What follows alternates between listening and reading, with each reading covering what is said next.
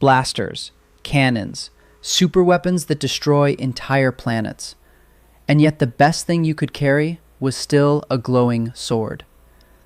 That gap isn't a design flaw, and it isn't nostalgia baked into the lore by writers who liked samurai movies. The answer is structural, and once you see it, the entire Star Wars galaxy reads differently. The Force functions as a technology-stagnation engine at the personal scale, and the lightsaber is the weapon it froze in place permanently. Everything else in that universe advanced. The lightsaber didn't. And the reason goes much deeper than lore. Start with the timeline, because the timeline is where the argument lives. The Jedi Order first created the lightsaber approximately 25,000 years before the Battle of Yavin. Kyber crystal housed in a metal hilt, producing a plasma blade. That is the design. 25,000 years later, after the Republic rose and fell, after 2 galaxy-spanning wars consumed billions of lives, after civilizations mapped hyperspace routes connecting thousands of star systems, built clone armies from a single genetic template, and engineered a weapon capable of cracking a planet like an egg, the lightsaber looks identical, functions identically, gets built the same way, by the same kinds of people, using the same material. For comparison, humanity went from bronze swords to nuclear weapons in roughly 4,000 to 5,000 years. The Star Wars galaxy had 25,000 years of recorded history and produced exactly one meaningful design upgrade to its signature personal weapon. According to expanded lore, early proto-sabers required an external power pack connected by cables. At some point, engineers condensed that into a self-contained hilt. That's the entire engineering history of the most lethal personal weapon in galactic civilization. One structural change, 25 millennia. The question, properly framed, isn't why the lightsaber survived. The question is why nobody ever built something that made it obsolete, and why every attempt to do exactly that collapsed at precisely the same point. Blasters are the obvious candidate. A plasma bolt travels fast, hits hard, and doesn't require centuries of training to aim effectively. Against 99% of targets in the galaxy, a blaster rifle ends the conversation without ceremony. The weapon is practical, scalable, manufacturable in enormous quantities, and effective across almost every combat scenario a soldier will ever face. Against a trained Force user, a blaster becomes a liability. The Force grants precognitive awareness of incoming threats. A Jedi doesn't react to a blaster bolt, they perceive it before it arrives. The lightsaber then does something no other blade in any fighting tradition has ever done. It deflects the shot back toward the person who fired it. Shooting at a Jedi doesn't just fail. It actively converts the shooter's own firepower into a threat against themselves. The inversion is total. The weapon that made ranged combat dominant across an entire civilization becomes a mechanism for self-destruction when pointed at the wrong person. This single mechanic is the ceiling. Every arms race in weapons history has advanced because a new weapon rendered the previous one obsolete. A better offense forcing a better defense, forcing a better offense in a continuous cycle of development. The Force broke that feedback loop entirely. A blaster bolt fired at a prepared Jedi doesn't just fail to penetrate, it reverses. That inversion eliminates the competitive pressure that drives weapons development. Increasing bolt power only ensures that a reflected shot is deadlier to the person who fired it. The arms race was dead before it started. The galaxy, to its credit, tried anyway. The counter-technology graveyard is long and specific, and every entry tells the same story. Cortosis ore.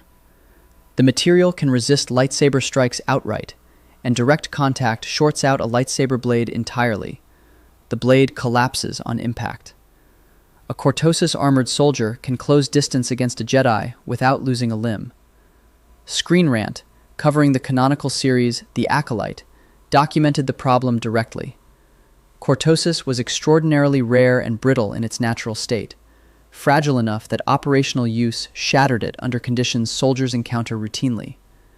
Separate canonical applications of Cortosis, including a reported use in Imperial-era Inquisitor armor, remained isolated and specialized, precisely because the material's limitations prevented anything approaching mass adoption. For a material that, if widely available, might genuinely threaten Jedi combat dominance, the theoretical breakthrough stayed theoretical, because the material enabling it couldn't survive contact with the real world. A weapon that disintegrates in the field isn't a counterweapon. It's a prototype that never graduated. Beskar, Mandalorian iron, resists lightsaber strikes without shattering. The Mandalorians developed and refined it across centuries of direct conflict with Jedi, making them the galaxy's most credible anti-force weapons engineers by any measure. Din Djarin wears Beskar and survives encounters that would dismember anyone in standard armor. The limitations go deeper than rarity and cost, though both are real. Beskar is extraordinarily scarce, tied directly to Mandalorian cultural identity, and controlled by a single insular warrior civilization with no interest in distributing its tactical advantage across the wider galaxy. The more fundamental problem is what Beskar can't do. It stops the lightsaber's physical edge. A Jedi facing a Beskar-armored opponent can still reach through the Force and hurl that opponent through a wall, strip the weapon from their hands through telekinesis, or use the environment itself as a projectile. Beskar addresses one delivery mechanism of Force user lethality and leaves every other delivery mechanism completely intact. The Mandalorians solved for the blade. They built nothing for the rest. Ysalamiri are the most intellectually interesting failure in this entire catalog. These creatures, native to Mirkur, generate a natural Force dead zone around themselves, a bubble within which Force powers simply stop functioning. In the Legends continuity, Grand Admiral Thrawn recognized their tactical potential immediately and deployed them against Force users with genuine effectiveness. Ysalamiri and their Force suppression properties are referenced in current canon as well, though their canonical appearances are less thoroughly documented than their prominent role in the Legends Thrawn trilogy. The gap between "these creatures exist" and "civilizations weaponize them at scale" never closed.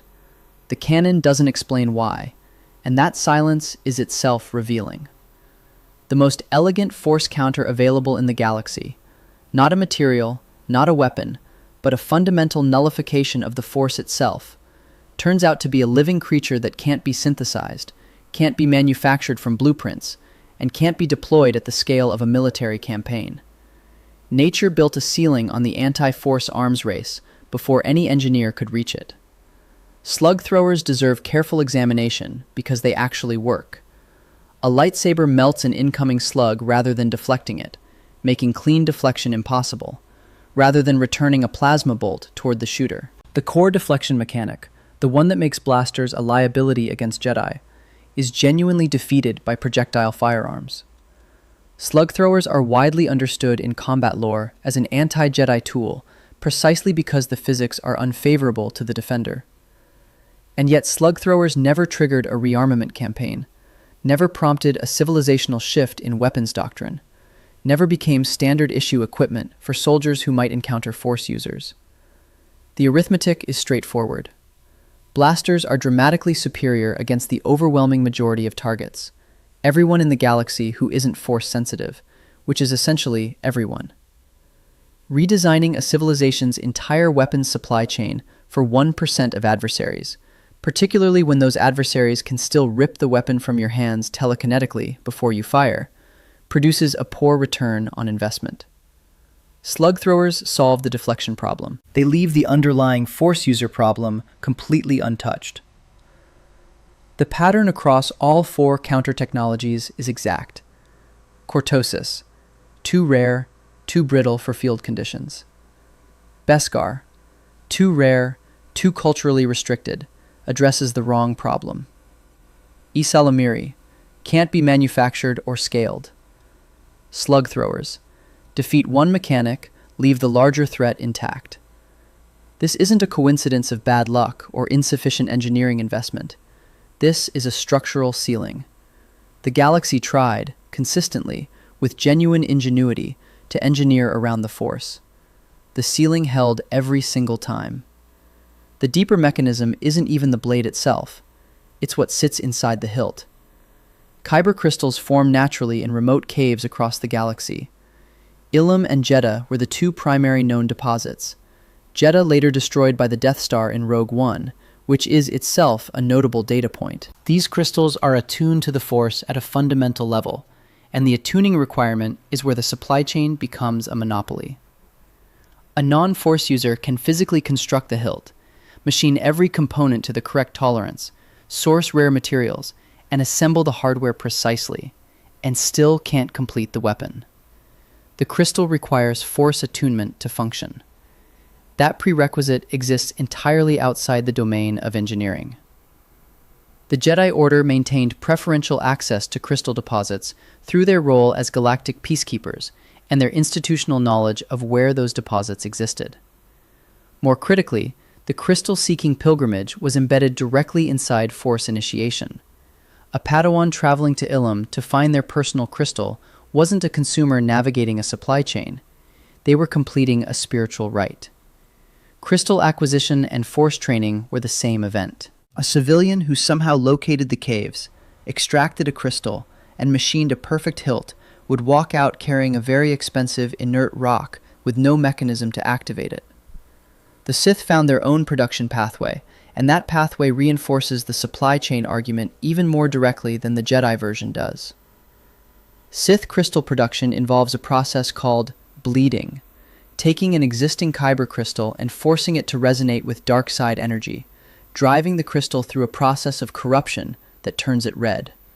This is confirmed in current canon, and it represents a significant departure from the Legends continuity, where Sith used purely synthetic crystals that required no Force connection to manufacture. In current canon, Sith crystal production requires dark side Force sensitivity specifically. Both ends of the supply chain, Jedi attunement and Sith bleeding, are Force-locked. Every functional lightsaber in galactic history was built by someone who could manipulate the Force. There is no parallel pathway a non-Force user can access. The weapon's core component is a choke point the entire galactic economy can't route around. The Empire grasped this implicitly. Before the Death Star destroyed Jedha, Imperial forces harvested Kyber crystals from the planet at scale. Those crystals didn't go toward personal weapons programs or toward arming soldiers with better anti-Jedi technology. They went toward the Death Star's superlaser, the most destructive weapon ever constructed in galactic history, partially fueled by the same material that powers the galaxy's most effective personal weapon. A civilization that couldn't win the personal combat arms race built something large enough to bypass personal combat entirely. That redirection is the signature of an engineering culture that recognized its ceiling and made the rational decision to build somewhere else. The asymmetry between what advanced in this galaxy and what didn't is the sharpest evidence of a structural cause. Hyperspace travel evolved from primitive drives to a galaxy-spanning network that moved fleets across thousands of light-years within hours. Cloning technology advanced to the point where the Republic produced a clone army from a single genetic template, fully operational at scale by the outbreak of the Clone Wars. Medical technology produced Bacta tanks capable of healing near-fatal injuries overnight, and prosthetic limbs with working sensory feedback. Anakin Skywalker lost his arm in combat and had a mechanical replacement before the day was out. Superweapons progressed generation by generation. The Death Star's single-planet destruction capability was surpassed by Starkiller Base, a scaled-up successor capable of destruction on an even greater scale. When the galaxy needed to solve a problem with engineering, it solved the problem, and the solutions compounded over time. Personal weapons capable of threatening Force users never compounded. Every generation encountered the same ceiling at the same height. The X-Wing design from A New Hope is identical to the X-Wings flying in The Rise of Skywalker. Across 34 in-universe years, the primary starfighter of the Rebellion and its successor didn't meaningfully evolve. Personal blaster design remained functionally unchanged across 25,000 years of galactic history. Bayonets persist in modern military doctrine well past their tactical prime, but that persistence is cultural inertia, tradition and last resort utility, keeping an old tool on the belt long after it stopped being relevant at range. The Star Wars personal weapon stagnation is different in kind. The lightsaber isn't persisting past its tactical window. Against Force users, it remains the most effective personal weapon in the galaxy. The technology didn't fail to advance because no one tried hard enough. It failed because the ceiling wasn't made of technical limitations.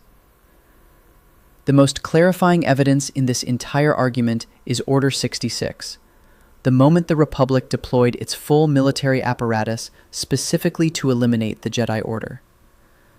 The Republic had a vast clone army, every weapon system available to a galaxy-spanning military, unlimited resources, and total institutional commitment to solving exactly this problem.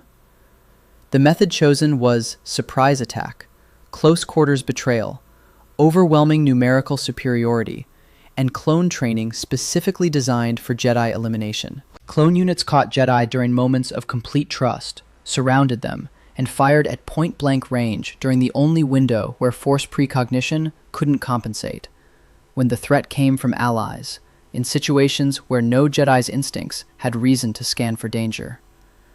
The precognitive advantage wasn't defeated. It was circumvented by making the danger invisible until it was too late. That operational choice is the clearest possible evidence of what the military planners knew. They didn't develop a blaster capable of outrunning Jedi precognition. They couldn't. They engineered a situation where the Jedi weren't prepared, because the only reliable way to kill a prepared Jedi with conventional weapons was to first ensure they weren't prepared. Strip away the precognitive advantage through deception, and yes, blasters become lethal. Deception is a workaround for a problem that remained structurally unsolved the morning after Order 66 concluded. The most powerful military institution in galactic history solved the tactical problem, and never approached solving the underlying one. All of this describes the ceiling from the outside. The inversion that explains why the ceiling is permanent comes from looking at the weapon itself, specifically from watching someone who shouldn't be holding one try to use it. In The Mandalorian, Din Djarin briefly wields a lightsaber. He is among the most capable warriors alive at that point in the story. A man who has survived encounters that would kill trained soldiers, who wears Beskar and carries weapons calibrated to every combat situation he's likely to face. He struggles with the weapon's weight. He can't manage its energy balance reliably. He can't deflect blaster bolts. The weapon that concentrates the greatest personal lethality in galactic civilization in the hands of one of the most formidable fighters alive becomes awkward, unreliable, and barely functional. The obvious counterexample is General Grievous, a cyborg who wielded multiple lightsabers simultaneously and remained a lethal combatant despite having no force sensitivity. But Grievous was an engineered exception, a being built and trained specifically for Jedi combat, whose cybernetic construction compensated through speed, strength, and numbers for what force sensitivity would otherwise provide. He couldn't deflect blaster bolts with force-attuned precision. The exception defines the rule rather than breaks it. Achieving even partial lightsaber competence without the Force required designing an entire purpose-built killing system from scratch. A Jedi without a lightsaber tells the opposite story. Force push launches an armored opponent through a wall before they close range. Telekinesis strips weapons from any hand in the room. Force lightning delivers direct offensive lethality with no physical contact required. Force combat techniques, including battle meditation, which can affect the morale and coordination of entire armies simultaneously, operate at scales that no personal weapon can match. Jedi have won battles and neutralized armies without drawing a blade. The lightsaber amplifies Force user lethality. The Force is what makes the lightsaber matter at all. The canonical description of how the weapon is built captures this exactly. A Jedi's lightsaber resonates at a frequency attuned to its specific owner, not to Force users in general, but to the individual who constructed and bonded with that weapon through the attunement process. The Kyber crystal inside the hilt enables Jedi use not in the sense that it provides fuel, but in the sense that it calibrates the weapon to a single person's Force connection. The engineering of the hilt is reproducible by any competent machinist. The living bond between a Force user and their crystal can't be reproduced by anyone or mass-produced at scale. Each weapon requires individual force attunement, and that attunement requires a living person's relationship with the force, which can't be manufactured, standardized, or transferred. The blade is an interface. The force is the weapon. This is why the galaxy never found something better. For 25,000 years, engineers, weapons manufacturers, military commanders, and counter-force specialists were all working on the wrong problem. They were trying to replace or defeat the lightsaber. The lightsaber was never the actual threat. The force was the threat. Building a material that stops precognition isn't possible. Manufacturing a counter to telekinesis isn't an engineering problem with a solution at the end of enough research and development. There is no blaster that fires faster than a Jedi senses it approaching. Every attempt to develop a superior personal weapon or an effective counter was, at its foundation, an attempt to solve a force problem with an engineering solution. And the force doesn't yield to engineering. The Death Star doesn't represent galactic military technology finally winning the arms race against force users. It represents a civilization conceding the arms race and building something large enough to skip it entirely. Destroy the planet. End the fight before the fight begins. The most iconic superweapon in science fiction history is, in one reading, the galaxy's most expensive formal acknowledgement that 25,000 years of weapons development couldn't crack the personal combat ceiling, and that the only remaining option was to make personal combat irrelevant by eliminating the terrain where it occurs. There's something almost elegant in how this structure holds together across the full span of Star Wars history. A civilization capable of faster-than-light travel, biological cloning, and operational planet killers couldn't advance its personal weapons past a glowing sword. The engineers weren't failing for lack of effort or imagination. They were failing because the sword was never just a sword. It was a force user's perception, training, reflexes, and will given a physical edge. And you can't engineer your way past someone else's will with better metallurgy, more exotic ore, or a larger production budget. The lightsaber is still the pinnacle personal weapon in a galaxy that had 25,000 years and every conceivable motivation to replace it. The people who carried it didn't just make better weapons irrelevant. They made the entire concept of a better weapon irrelevant, because the weapon was never the point. The sword won. Not because nothing better ever came along, because the Force made sure that better was never the right word to begin with. Subscribe for more stories like this.